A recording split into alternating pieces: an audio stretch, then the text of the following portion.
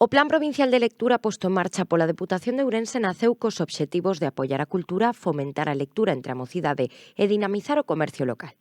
Dende a institución provincial ponse en valor o éxito desta iniciativa destacando que todas as librarías que participaban canxearon bonos. A día de hoxe foron xerados 18.479 bonos, dos cales canxeáronse 14.895, polo que foron facturados un total de 261.861 euros nas librarías da provincia adheridas ao plan. Tendo en conta o éxito da iniciativa, a campaña vai seguir tendo continuidade. Rematará o vindeiro sábado 20 de decembro, polo que aínda se poden canxear ou descargar os bonos. A posta en marcha deste primeiro Plan Provincial de Lectura aos menores de 18 anos empadroados nalgún concello da provincia consolídase así como unha ferramenta eficaz para fomentar hábitos de lectura entre a mocidade e reforzar a economía cultural no territorio.